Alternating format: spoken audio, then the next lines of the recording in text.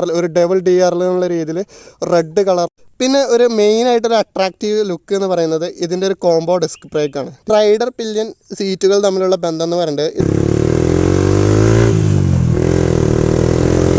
Of റോഡാണ് ഇപ്പോൾ നോക്കാൻ പോകുന്നത്. WhatsApp YouTube, welcome back to mister Machiner. Friends, ഇന്നൊരു അടിപൊളി വീഡിയോ ആയിട്ടാണ് ഇന്ന് വന്നിട്ടുള്ളത്. ഇന്ന് നമ്മുടെ ഒരു ഫ്രണ്ട് ഉണ്ട്. ആ ഫ്രണ്ടിൻ്റെ ഒരു ഹെവി ലുക്കിൽ നമ്മൾ മോഡിഫൈ ചെയ്ത R15 version 2 R15 version 3 convert ചെയ്ത ഒരു വീഡിയോ ആണ് ഇന്ന് ചെയ്യാൻ പോകുന്നത്. അപ്പോൾ അതിന് മുമ്പ് ഈ ഒരു വീഡിയോ അല്ലെങ്കിൽ ഈ ഒരു ചാനൽ ആദ്യമായിട്ട് കാണുന്നവരാണെങ്കിൽ ഈ ചാനലൊന്ന് സബ്സ്ക്രൈബ് ചെയ്യുക, കൂടെ കാണേണ്ട ബെൽ ബട്ടൺ അടിച്ചോട്ടിക്കുക. അപ്പോൾ ഡയറക്റ്റ് നമുക്ക് വീഡിയോയിലോട്ട് എടുക്കാം.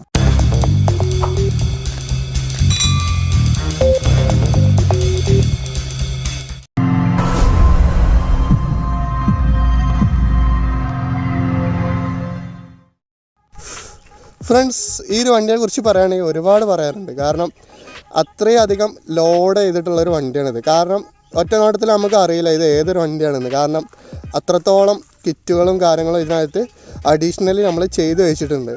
അപ്പോൾ ശരിക്ക് ആര് പറഞ്ഞാലും വിശ്വസിക്കില്ല. കാരണം ഇതൊരു R1v3 ആണെന്നുള്ള സംഭവം അല്ലേ.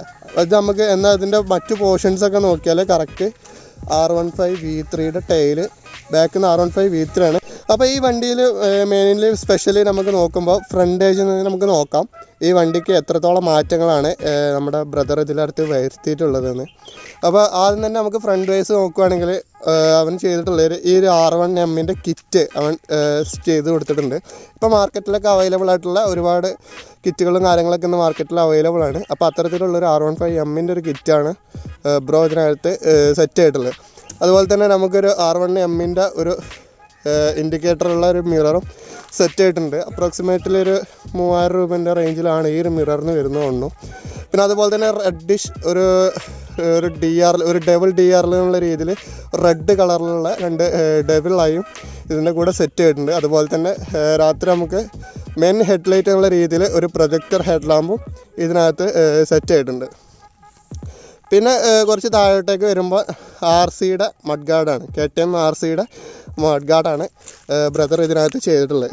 കണ്ടോ, അത്യാവശ്യം ഒരു പ്രീമിയം ലുക്ക് തോന്നിക്കാൻ വേണ്ടിയിട്ടാണ് ഇങ്ങനൊരു സംഭവം ഇതിനകത്ത് ചെയ്തിട്ടുള്ളത്. അതുപോലെ തന്നെ ഇവർ നമ്മൾ സൈഡിൽ നിന്നുള്ളൊരു വ്യൂ നോക്കുവാണെങ്കിൽ ഈ ഒരു ടി സ്റ്റമ്പിൻ്റെ ഈ ഒരു സസ്പെൻഷൻ്റെ ഭാഗം ഒരു UST സസ്പെൻഷനിലോട്ട് കൺവേർട്ട് ചെയ്യുന്ന രീതിയിൽ ഒരു സ്റ്റിക്കർ കട്ടിങ് ബ്രദർ ഇവിടെ ചെയ്ത് വെച്ചേക്കുന്നതാണ്. ജസ്റ്റ് ഒരു സിൽവർ റാപ്പ് ഇവിടെ ചെയ്തിട്ടാണ് കാണുന്നത്, വേറെ ഒന്നും ചെയ്തിട്ടൊന്നുമില്ല.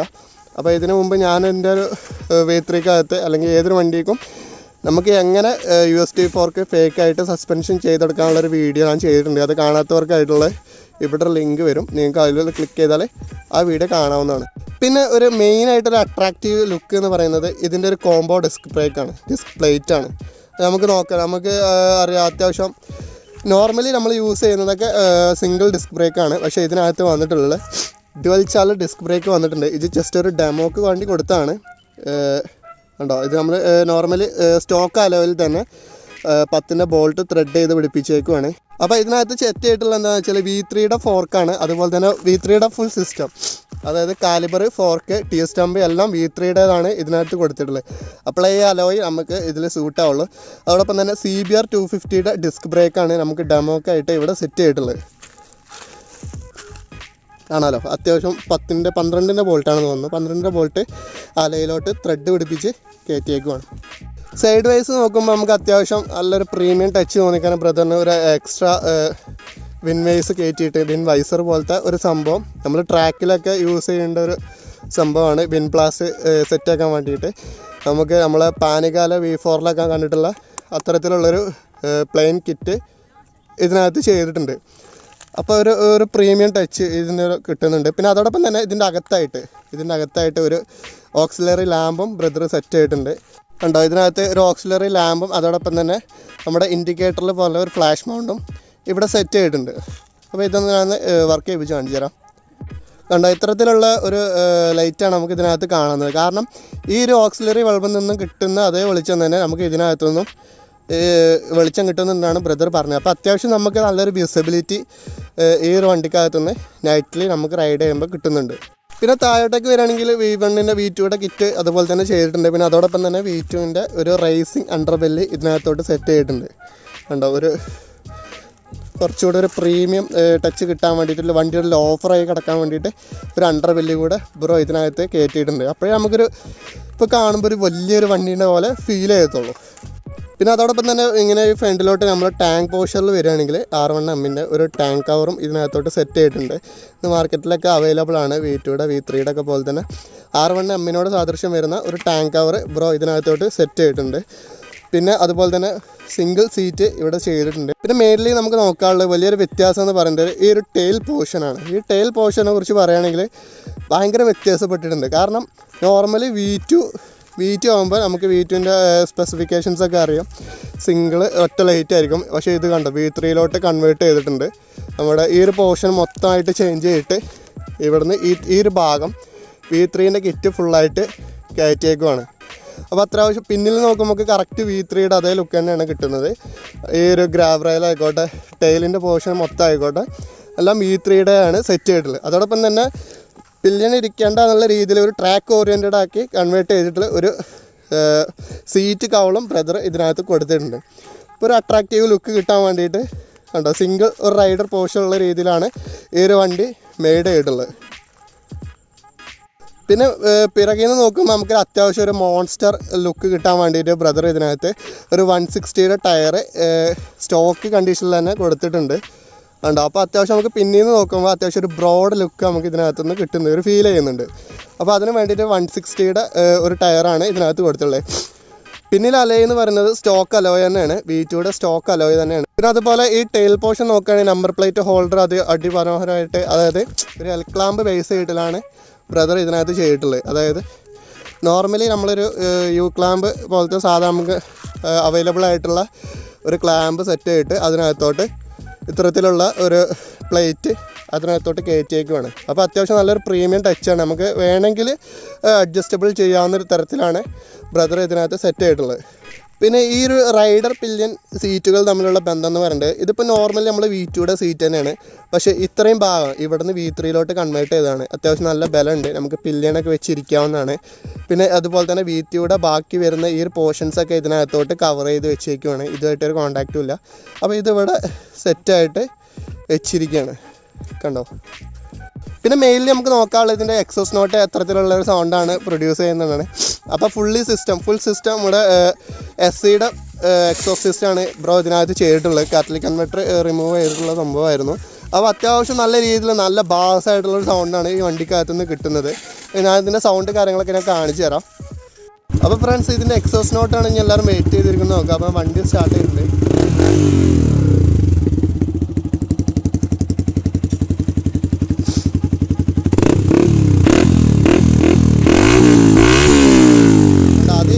അത് ഭയങ്കരമായിട്ടുള്ളൊരു സൗണ്ടാണ്. കാരണം XC പ്രൊജക്റ്റുകൾ സാധാരണ വരുന്നത് ഒരു ഓപ്പൺ എക്സോസ് ലെവലിലെ രീതിയിലാണ്.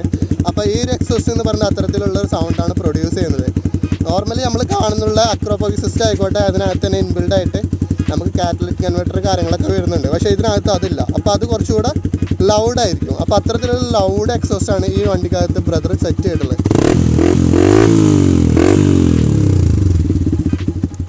ഉണ്ടോ? അത് സ്വീറ്റ് സ്പോട്ട് നമുക്കൊരു 60-70 സ്വീറ്റ് സ്പോട്ടിലൊക്കെ വണ്ടി ഒരു ക്രൂസ് സ്പീഡിൽ പിടിക്കുകയാണെങ്കിൽ തന്നെ ഭയങ്കരമായിട്ടുള്ള ഒരു അടിപൊളി ലുക്കിലുള്ള, അത് എന്താ പറയുക, ഒരു സ്വീറ്റ് സ്പോട്ടിലൊക്കെ പിടിക്കുമ്പോൾ അത് ഒരു നൈസ് സൗണ്ടാണ് ഇതിനകത്തുനിന്ന് വരുന്നത്.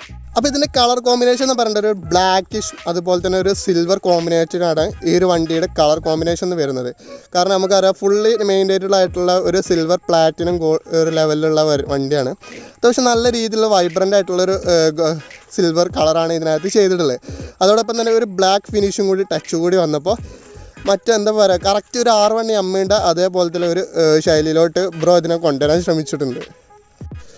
ഫ്രണ്ട്സ്, ബാക്കി വിശേഷങ്ങൾ ഇവനൊന്ന് ഓടിച്ചിട്ട് സംസാരിക്കാം. എത്രത്തോളമാണ് ഇതിൻ്റെ ഒരു പവർ പ്രൊഡ്യൂസ് ചെയ്യുന്നത്, അതുപോലെ തന്നെ ഓടിക്കാനുള്ള കംഫേർട്ട് എത്രത്തോളം ഉണ്ടെന്ന് നമുക്കൊന്ന് ചെക്ക് ചെയ്ത് നോക്കാം.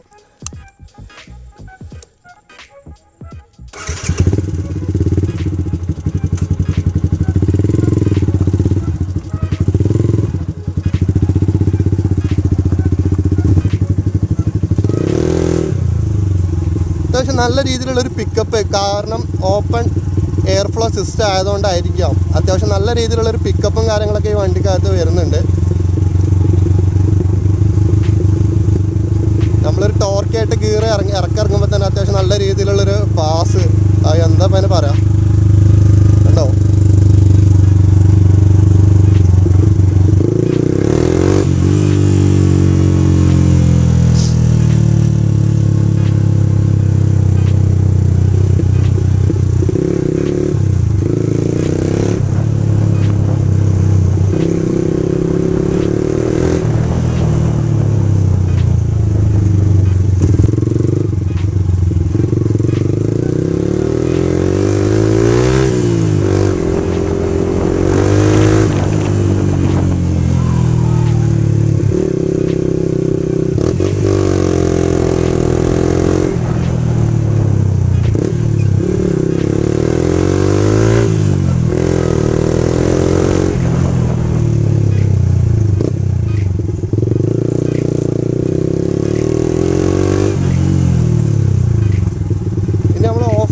നോക്കാൻ പോകുന്നത് അത്യാവശ്യം നല്ല രീതിയിലുള്ള ഗ്രൗണ്ട് ക്ലിയറൻസ് കാര്യങ്ങളൊക്കെ വണ്ടിക്ക് ഉണ്ടായതുകൊണ്ട് തന്നെ നമുക്ക് ഏത് കുന്നും മലയും എന്നല്ല, അത്യാവശ്യം രീതിയിലുള്ള ഒരു ഓഫ് റോഡ് കാര്യങ്ങളൊക്കെ നമുക്ക് ചെയ്യാൻ പറ്റുന്നുണ്ട് ഇതിനകത്ത്.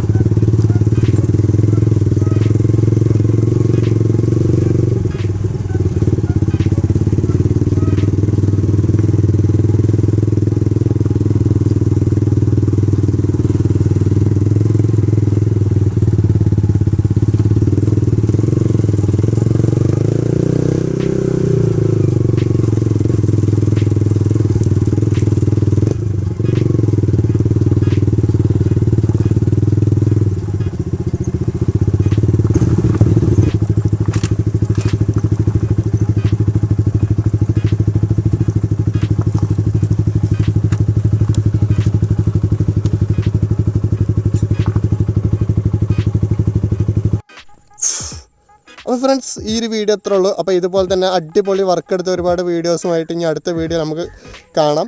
അതുപോലെ തന്നെ ഈ ഒരു വണ്ടിയുടെ ഓണറുടെ ഇൻസ്റ്റാഗ്രാം ലിങ്ക് കാര്യങ്ങളൊക്കെ ഞാൻ എൻ്റെ ഡിസ്ക്രിപ്ഷൻ ബോക്സിൽ ഇട്ടിട്ടുണ്ട്. എന്തെങ്കിലും സംശയങ്ങളോ കാര്യങ്ങളോ ഉണ്ടെങ്കിൽ ബ്രോ ആയിട്ട് സംസാരിക്കാവുന്നതാണ്. അപ്പോൾ അതുപോലെ തന്നെ അവനൊന്ന് ഫോളോ ചെയ്ത് സപ്പോർട്ട് ചെയ്യുക. അപ്പോൾ ഇതുപോലെ തന്നെ അടിപൊളി വീഡിയോസ് അടുത്ത വീഡിയോയിൽ കാണുന്നവരേക്കും ബൈ ബൈ.